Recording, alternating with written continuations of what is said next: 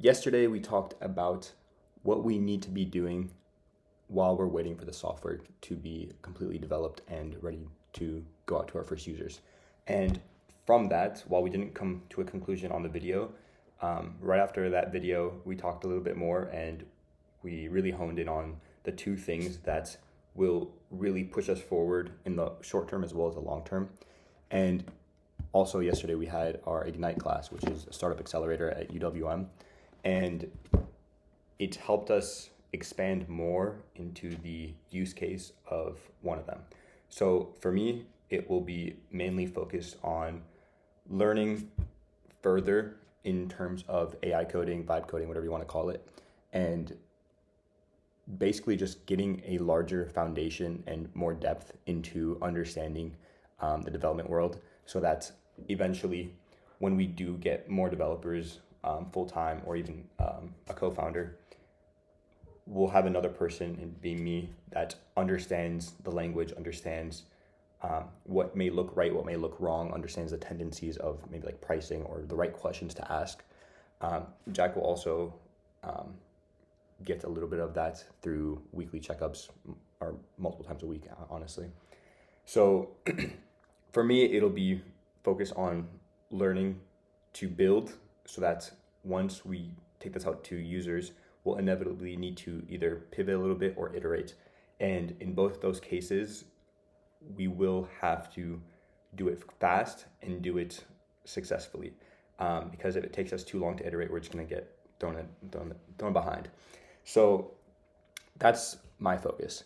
Now for Jack, after talking, he said he actually enjoys writing and research-based writing. So we were thinking of like, we need this technical knowledge, and we also need some more knowledge in real estate. And we were talking, I was like, there's no way you can do 8 hours a day of straight research, 10 hours a day, whatever, and just hours on end, you're getting it burnt out real quick. And that's something we definitely want to avoid. So after talking for a little bit, he said he enjoys researching when there's a point to it, like whether it's writing an essay or writing something. So we're like, okay, wait, let's just have you write blogs every week. And through those blogs, you're not only learning, you're creating it in a format that is digestible for me, but also creating a way to add value to our brand. And when we post on Property Deals and we post these blogs, it'll be information that will eventually give us more credibility and eventually give us more following that we can turn into a user base later on. Now, after doing our Ignite class, we talked about customer discovery a lot. And although we did do a good amount of customer discovery in April, May, something like that, you can never do enough. So a way we thought we can keep a consistent amount as well as use as much value as we can from those conversations is by actually basing the blogs off of topics we talk to investors about, or wholesalers, or whoever the person is. It could be an agent, it could be a contractor, anyone in the real estate space. And right now our plan, we're still talking about this, but our plan is to every week do one conversation with someone in the space, record it, and use it for the blog. So quoting them, getting actual real life professional experience from them, and putting into the blog and basing the research and the content of that blog on that.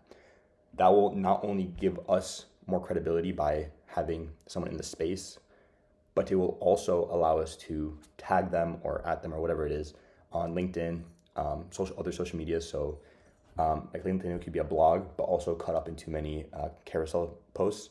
And on Facebook and Instagram, same thing. It can be blog, it can be reels, stories, whatever it is. And getting them to repost it, or even just adding them or tagging them, and having their audience kind of see it. And that will give us a lot more expansion possibility and reach to people who we would otherwise not be able to reach, and not be able to reach properly, because it'll give us, instead of like a cold outreach, it'll be like, oh, this person is kind of like invested in Property Deals or supports what we're doing. And having that credibility is, I believe, will help us a lot down the line when we do have the product out and want users to start using it. And they can see, oh, this wholesaler or this agent or this investor I know was in a blog that they wrote. Now, like I said, it won't only be a blog. It'll give us content that we can create multiple posts out of. So one blog could produce 4, 5, 6, whatever it is, posts that we can use. And that will kind of, it's like hitting four birds with one stone. And that, I think, it kind of clicked. We're like, that's what we need to be doing. So that's on that end. On my end, I'll be doing the AI coding, and we'll both be like going to those talks. The plan is just to do one a week, just to make it so that's super easy, not because before we like planned out like 4 or 5 a day, and maybe not 4, 5, like at least 2 a day. There was a day or two that was like 4 of them, and it was so split up in the day that we couldn't really do anything other than that, and then like maybe like work in between a little bit, but we wouldn't actually get any active work done between those conversations. Now, Sam Altman has repeatedly expressed the importance of betting on AI, not trying to create solutions to duct tape what AI is currently at, because it will inevitably get better. And by definition, it's the worst it will be ever. And every day it's getting better. So by understanding how AI works in different aspects of our business and our customers' businesses, we can better maneuver for the future and take advantage of the exponential curve that it's currently on.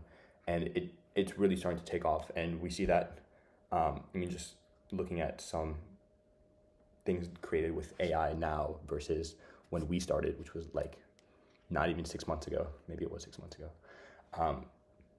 But the amount of growth it has taken from then to now is exponential, and it's just going to keep getting better. So really, it's just betting on AI and doing what we can to move as far as possible for as long as possible without needing external support. So let's say the ideal scenario would be where in 3 months, when we need to iterate, I can do that, and we won't need to bring on a developer. We might need someone to advise, which we have a couple people we know that have been in the space for years and years and are in more of a managerial position. So that's kind of like the perfect person to have as an advisor to review code or to give us tips and let us know what's good, what's bad, what needs to be done better, what are ways to do things. But just learning that now while we have the time is going to be very crucial. So that is what we're going to be doing for the foreseeable future while waiting on the software to be done. Kind of annoying we didn't know this or think of this before, but like they say, the best time to plant a seed was 20 years ago. Next best time to plant a seed is now. So that's what we're doing. All right, that's all I got for you guys today. See you guys next time. Peace.